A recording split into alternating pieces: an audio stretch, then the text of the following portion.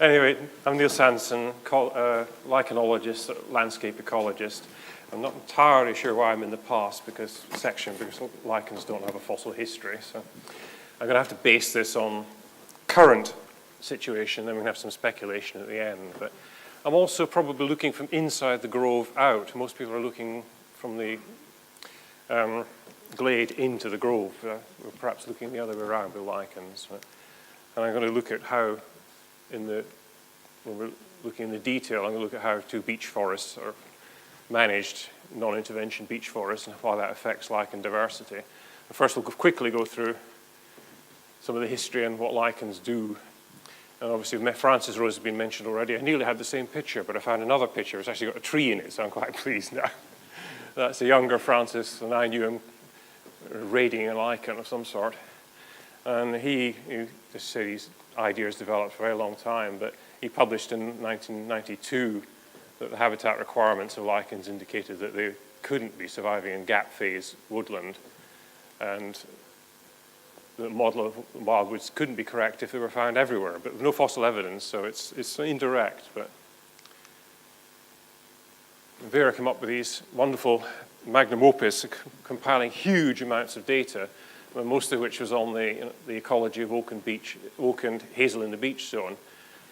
He stressed that he couldn't base it on modern biodiversity data because that's circular reasoning. We can't say because it's rich now, it must have been rich in the past. And that's quite fair. The logic's undeniable, but it's a bit weird when you're a lichen conservation officer because it doesn't actually help me much. The lichens have got to be conserved anyway. So maybe it's a slightly irrelevant argument to me at times, but the needs for level of browsing impacting a woodland structure is self-evident to us, and I'll show you some evidence, but it's a bit like saying you don't graze a chalk grassland. I mean, it's just bad. But so either the wildwood was extensive lichen-rich assemblage were integral to wildwood, and there was what I call glade and grove for the Vera. That's what phrase I'll use. Either the glade and grove structure was a significant part of the wildwood, or gap phase was dominant, and rich lichen areas were very, very, very few and far between. Quickly on what the epiphytic lichen assemblage does, and particularly the rare epiphytic lichen assemblage, there's quite a switch in the lichen assemblage when trees stop expanding fast. There's just early pioneers come on fast expanding trees. When the diameter stops expanding so fast, the bark expansion slows down, and you get a different suite of species beginning to come in. There's one of the earliest ones on the left there. And that phase, of course, is exactly when foresters cut their trees down. So you've got a nice synergy there. Anything that grows on slow expanding bark is having a hard time in well-managed, efficient woodlands. So you start off with post-mature trees accumulating lichens about 150, 200 years for things like oak. You will start to get very, very specialist species on very old trees where you get lignum exposed, you get dry, craggy bark, and you get wound tracks on beeches, which you can see there, which has got an honorary lichen, which is a moss, which is an honorary lichen called Zygodon fosteri and Calema fragrans, very special wound track species. If you look at the rare lichen assemblage, which you should say there, it isn't, there is a bit of a dichotomy between what I call field tree assemblage and woodland assemblages, and basically that's ones that can stand a lot of sunshine in summer and ones that can't. There's an awful lot of sunshine haters, and they tend to be more clumped. The field tree species are rare because of agriculture and elm disease, basically. A lot of them much commoner. A lot of them under threat. There's not so many of them, but there's a higher proportion who are actually vulnerable or higher. So we're looking at a lot of species which are woodland species, which essentially are ones which don't like a lot of sun or sunshine. And the range of tolerance varies hugely. They've got very narrow niches, lichens, much narrower than plants and mosses, so that they'll grow in all sorts of little tiny, tiny niches. So they're going right through the sort of they're all light demanding. They all need some sort of light, indirect light at least, particularly winter light. Some of them need much higher humidity, but they all need some form of humidity. They vary from the big leafy species that everyone sees and reads about, which are much more light demanding, and then you get into these crust-forming communities, which are fantastic. I love them. And they're much more shade demanding. And in the New Forest, we have a lot of this sort of crust, which have a lot of the algae called Trentopolia in them. The genera are all mainly tropical genera. They're just coming up the edge of their range. And these sort of deep forest species that really have to have a lot of shelter and constant humidity, but they still need light, which is not a very easy situation in modern woodlands to have humidity and light, as we're finding. That's briefly looking at the field tree assemblies, Anaclyptia ciliaris, and we can't see anything about the history of these things, but I wouldn't, I mean, if someone said that to come in with Neolithic man, I wouldn't be surprised, but maybe it didn't. But it grows in very nutrient-rich trees in very sunny situations. But if you go to the Alps and the Mediterranean, it's actually much more into native woodlands. And shared assemblages as well. There are ones which are fairly indifferent. This is dry, craggy bark on the side of ancient oaks. There's a classic one. And there's Cavelli Park, and that's a frame wood in the New Forest. That's trees bigger than you think it is. It's about nearly 4 meters girth. It's difficult showing photographs of the New Forest. You can't actually understand how big the trees are without scale objects on some of these semi-high forests. In the parkland sites, this community grows very strictly on the northeast side of the tree where it doesn't actually get any sunshine. In the woodlands, it tends to be much more around the trunk, but they'll go out of woodlands quite happily. There's a bit of habitat demarcation in parks. Often the richest part of the park is actually where the densest trees are, so it's a sort of semi-open woodland perhaps. Big open trees like that can be interesting if the bottom of a valley by a lake in a humid situation, where it's on top of a hill, it's generally not very rich. So if you're a beetle, it's probably the opposite way around. If you're a beetle man, you're looking at this tree out there and maybe not so interested in that one, but it's a continuum. Right, first I'm going to look at a classic Central European non-intervention virgin beechwood. I was privileged to visit it with a combined Slavic Scottish lichen boys week out. Which is rather extreme at times. Anyway, walking up a mountain the size of Ben Nevis in 8 kilometers to do a day's intensive plot and back again. But it's a huge area of non-intervention beechwood. It's actually 10,000 hectares, which I didn't put in the slide. It's described as virgin woodland. The area that we examined was declared as a reserve in the 1930s when it's part of Czechoslovakia. Previously used for grazing and hunting. There was no timber felling because it's inaccessible, and I can vouch for that. It really would be inaccessible for felling for that huge road building program. It is old. It is definitely old growth. There's lots of old trees. There are a lot of, the oldest trees are about 550 years old. That's an idea of what it looks like. Virtually every single tree in that aerial photograph is a beech tree. Every single one you can see is a beech tree. And you can't get much views inside it. That's standing on top of a limestone cliff, and there are trees which are not beeches in the foreground there, and I'll explain that later. But everything you see over there is more or less a beech, apart from the conifers on the top there, which are actually artificial. That's Norway spruce planted in what were farmsteads, but aren't anymore. And this is what it looks like inside. It's huge areas because it's a beech canopy over a straggly beech shrub layer over beech seedlings, and I mean it. That's it. There are old trees, and that's probably a rather younger, vigorous growing bit. And you can see the streaky lichens going sideways. That means the trees are growing faster than the lichens are growing upwards, that means they're still not yet old trees. But there are ancient trees in there, but they're always very shrouded by young beech coming up around them, and they break quite early because they're very long and drawn up, so they don't get that old a lot of the time. And that's a slightly more open area on a shoulder where you can actually see some lichens on the trees, but it's still not very interesting. I think we were one new species to Central Europe, which I identified because it was a Scottish species, but the rest of it were just fairly common species. And there's been a grid sampling in there where they looked at 352 sample plots, 5 trees each. And we were going there to slightly show the inadequacy of this, which we did. But they recorded 200 and odd species, 203 species, and included lots of old growth species. So it's a good assemblage, it's nice. But as they said in the paper, the typical tree inside the forest had about 5 species on it. And the rich trees were actually on the ecotone forest types, forest edge, forest managed stands, which are much better than the virgin forest, and natural disturbed forest areas. And you think that might be wind blow, but actually it isn't. The wind blows are filling so quickly from the generation that's already there that lichens can't colonize. They actually mean cliffs and rivers when they say that. And we went to demonstrate that this regular grid wasn't actually sampling the diversity properly in there. So we sampled 4 1-hectare plots extremely intensively with 7 expert lichenologists. We actually got 353 species out of 4 hectares, which is half again is what they found on there. Basically, they were missing the best hotspots. There aren't many of them. The hotspots are very rich, but very rare. That's, I'll go through, the richest one is still grazed, of course, which is plot number 3. And then there's 3 other plots, and I'll go through those. One of the rich spots is river corridors, and they're fantastic. Obviously, long linear grades, the light can always get in. That's a fantastic tree. That's a huge old beech tree there.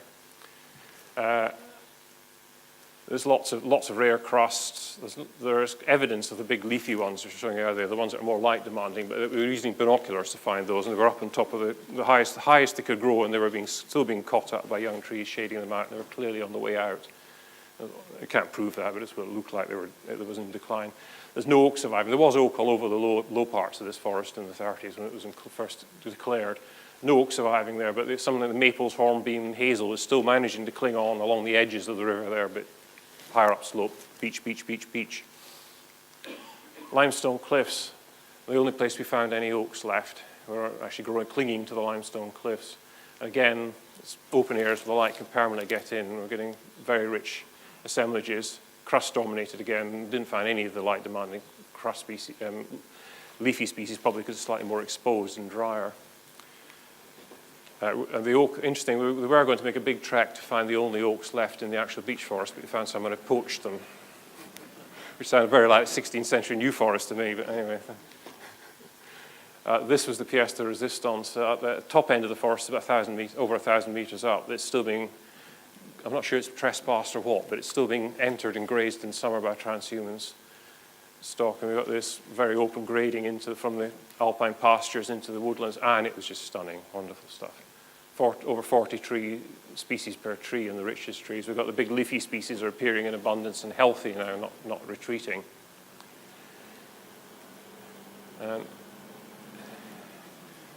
One thing we couldn't find was lowland pasture woodland. There was no oak there. It was just beech in the last slide because it's too high for any of the other species, so no hornbeam or anything like that. What we couldn't find is lowland pasture woodland, which would have been there and was there, and where the oak would have been. We found traces of it. That might be a hornbeam pollard, but it's certainly an old hornbeam on the edge of the wood. And then Biffa has arrived. And then we've got a beech tree on Van River just outside the reserve, covered in Liberion. And these were the things we were seeing 30 meters up in the canopy, dying out and being squeezed out. There they are at eye level. And that's essentially that. Now we go to the New Forest. And so the aerial photographs are much different there. Someone was asking a question, how big is the glade and how big in the glade and grove thing? It's as big and as small as you like it. I was thinking about it there. If you're interested in heathland, then the glades in the New Forest, there's 6 of them, and they're about 5 to 10 kilometers across. If you're into grasslands, then the glades are about 100 meters to a kilometer across. And if you're into lichens, maybe the glades are down to 20 meters, 10 meters.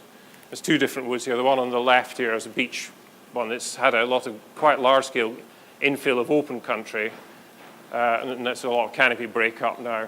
And the other one's a sessile oak beech woodland, which has got big glades which are not filling in much, but little glades that are filling in all the time. So it's behaving quite differently. There's a huge amount of variation. The whole thing is over time very, very mobile, this kaleidoscope. Oh yeah. It's 27,000 hectares of free-range grazing. It's not fenced. It's not a nature reserve. It's a working common with competing interests, as it always has been. So it's quite a good way because it gives a certain amount of inertia. If it hadn't had the inertia, we might have had all the woods fenced off in the late 20th century because it wasn't good to have the animals in the woods. But because commoners and landscape people didn't want that, it didn't happen. But also, I mean, there are things that probably should be sorted out about it, which never will be. But it has its own scientific interest. It's got this inertia that fads can't get on it. That's some of the commoners' stock and an idea of what it's like. And this is a very permanent. The bigger picture on the left there's a very permanent glade. That's a mire which has remained open probably since the last ice age. The unenclosed woodland was exploited quite heavily for timber, particularly. Coppiced and pollarded. And it actually stayed in old growth, which is a talk in its own right. And then you go through the papers, the huge number of terms they had for old trees. And someone reporting a dead tree had been standing outside his house for 40 years and his neighbor cut it down. He'd obviously been waiting for it to fall down so he could have it for much less effort. There's a wonderful pollarded, ancient pollarded holly there. This tree, I can't actually see the light in this thing, but I don't suppose you can see it, but there's a broad arrow graffiti mark on that tree, which is an Officer Woods tree saying, "Don't pollard this tree. Keep it for Navy timber." Used it for floorboards in the, or plank boards in the ships. It's now managed minimal intervention pasture woodland. It means they don't do anything unless it can be justified in terms of biodiversity conservation or landscape conservation. There's quite a bit of holly cutting because we have an issue with the holly in the shade, and it used to be pollarded for fodder, and we've revived that, and that's a recent pollard. A lot of habitat restoration, that's river restoration along the Highland Water where it had been trenched in the 50s. Lichens is recorded in detail since the 1960s, 180 species in I looked yesterday in my database, recorded. It does have riverine woodland, which is sort of permanent, open, natural glade feature like Ukraine, but there's no cliffs, so I mean anywhere else if it wasn't grazed would be solid beach like the Ukraine was, but fortunately most of it's actually grazed. Distributed lichen interest is very variable. We don't have these vast mile upon mile of just 5 species beeches that they have in Uolka. And I was privileged to help the Natural History Museum on their New Forest Quantitative Inventory, and we sampled 15 random 1 hectare plots with 12 trees sampled in each plot. And that included 19th century oak plantations as well as old growth, and some of the old growth had been clear felled in the 18th century and recolonized. So there's quite a lot of interesting information about that which I won't go into. But just looking at diversity, I mean, 2 plots we got were exceptional, rich hotspots. We wouldn't want a better site, just really stunning.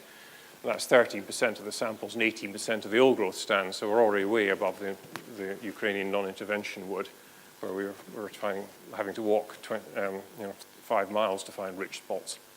All of the old growth samples were lichen rich and richer than the general non-intervention stands.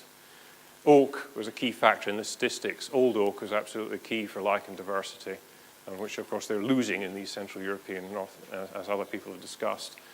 The beech is much less, so there are really stunning beech spots, but they're hot spots, but they're much rarer, and we miss them on our sampling. It's quite interesting to do when you do random sampling, what you actually miss. Just what's happening in the Ukrainian wood, that they were missing the very best sites because they're so rare. The 2 poorest old growth plots were one that was a very open stand in the late stages of collapse, so it was well on the way to becoming a nice grassland glade, but it hadn't that many trees left and they were a bit sunny. And the other one was a dense regenerating stand, early stage recolonization, which is just very, very shaded. And that's some of the hot spots can look like. So, anywhere that's sheltered, well lit, and old oak occurs, it's not exposed to summer sunshine, it's usually rich. And there's a little scale object by that tree, which was nearly 4 meters, sessile oak, nearly 4 meters girth. There's the beech groves with no understory are just stunning. They're lovely. You see a nice bit of very dense beech and holly regeneration in the glade behind. So we're actually getting regeneration as dense as you could get in the Ukrainian wood, but it's very, very localized, and a lot of the time it doesn't happen. Sometimes it does happen. So it's really a mixture. We've got something that's almost gap phase regeneration, but not quite, because the gap has to form a bit bigger than it does in Ukraine, and then it fills in, or it gets much bigger and oak can come in. A nice feature is these drifts, which are arranged, basically they're not rides, they're basically ancient game trails, which the animals have set more than the humans. And they're a great site for old oaks, because they don't have to compete with the beech quite so much. You can often get much older oaks at the edges of these, and then inside they'll tend to be killed by the beeches quite often.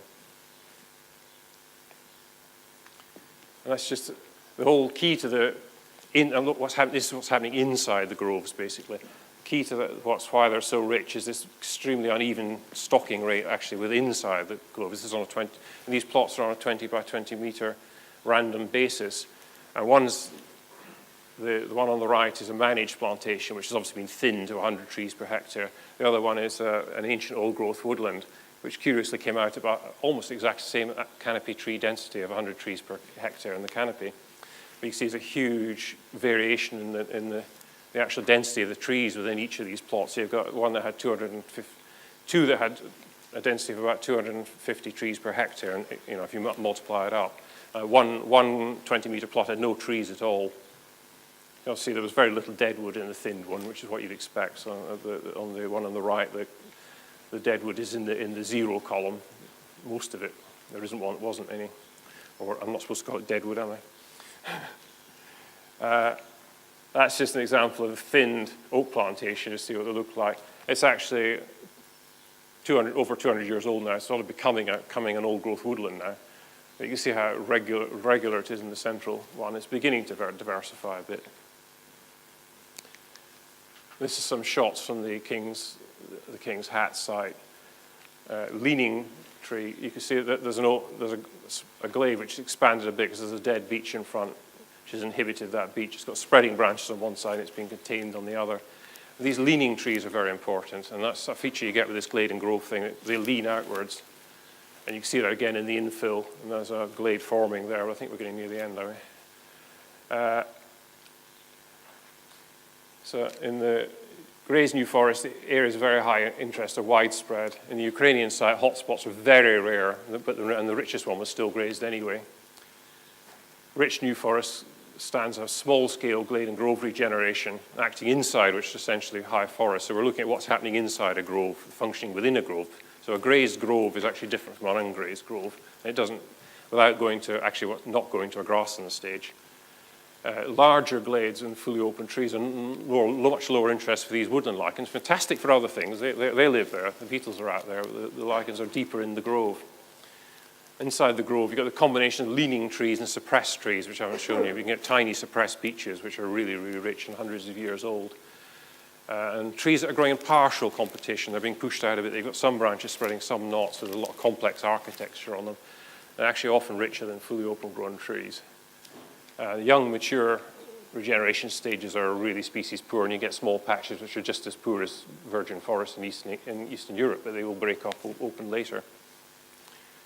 The circular reason still applies. I can't tell you anything about the wildwood still.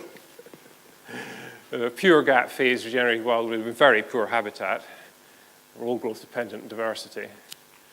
And the colonized ability of those old growth dependent lichens may be informative, but we don't have the quantitative research because that takes hundreds of years to look at. But it's inherent in what Francis was saying about ecological continuity. I mean, my impression is that they're very good at colonizing over a few hundred meters. They have to be. You know, if they want to jump from one specialized niche to another on a tree, you've got to be able to jump that. They're pretty awful at colonizing anything over a kilometer within scales of a couple of hundred years. So that must say something about the sort of habitats they're involved in. We're still left with, for modern conservation purposes, lichen-rich wood still need to be grazed, whatever the wildwood was like.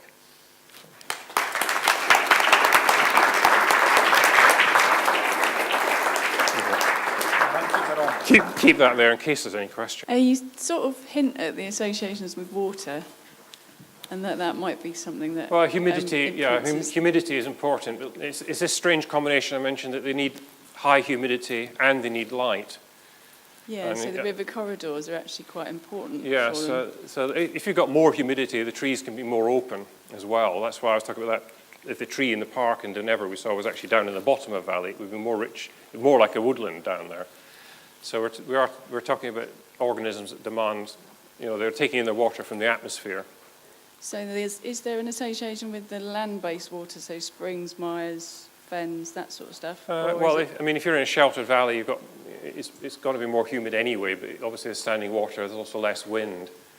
So and that's also what, it's just that they need high humidity, but they're photosynthetic, so they need light as well. I have this thing I call the dry rot syndrome, where people would read, lichens need humidity, right, closed canopy. Yeah. So, the more humidity, the more diversity you'll get.